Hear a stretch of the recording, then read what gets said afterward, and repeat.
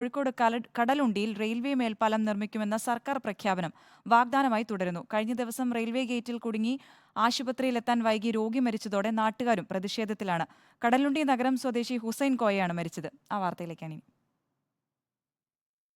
കഴിഞ്ഞ ദിവസം രാവിലെ 9:30 സംഭവം.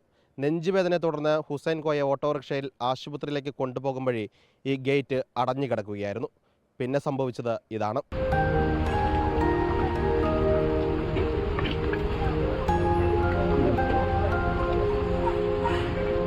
ഹുസൈൻ കോയെ എടുത്ത് റെയിൽവേ ഗേറ്റിനപ്പുറമെത്തി മറ്റൊരു ഓട്ടോറിക്ഷയിൽ കയറ്റി ആശുപത്രിയിൽ എത്തിച്ചെങ്കിലും രക്ഷിക്കാനായില്ല. 2 ട്രെയിനുകൾ കടന്നുപോയതിനു ശേഷമാണ് ഗേറ്റ് തുറന്നത്. മേൽപ്പാലം നിർമ്മിക്കുമെന്ന് രാഷ്ട്രീയ നേതാക്കൾ വർഷങ്ങളായി പ്രഖ്യാപനം നടത്താറുണ്ടെങ്കിലും ഒന്നും നടന്നിട്ടില്ല. ഇവിടെ മാർച്ച് മാസം വരുന്ന സമയങ്ങളിലൊക്കെ ബഡ്ജറ്റിൽ ഇത് ഉൾപ്പെടുത്തിയിട്ടുണ്ട് എന്ന് പറയുകയല്ലാതെ ഇന്ന് വരെ അങ്ങനെ ഒരു സംഭവം ഉണ്ടായിട്ടില്ല. പിന്നെ തുടർച്ചയായിട്ട് വരുന്ന രാഷ്ട്രീയക്കാർ എല്ലാവരും അങ്ങോട്ട് ഒരു കുറ്റപ്പെടുത്തലല്ലാതെ ഇത് വരാൻ വേണ്ടിയുള്ള ഒരു പ്രവർത്തനം എന്നുള്ള രൂപത്തിലേക്കുള്ള കാര്യമായിട്ടുള്ള കാര്യങ്ങൾ നടക്കുന്നില്ല. പക്ഷേ അത് ഓരോ എസ്റ്റിമേറ്റ് വരുമ്പോഴും ഓരോ പ്രദേശത്തുകാർ എൻ്റെ വീട് പോകും, എൻ്റെ സ്ഥലം നഷ്ടപ്പെടും, അങ്ങനെ പല എതിർപ്പ് കൊണ്ട് ഇപ്പോൾ 3 സ്കെച്ചോ ഓൾറെഡി സമർപ്പിച്ചിരുന്നു.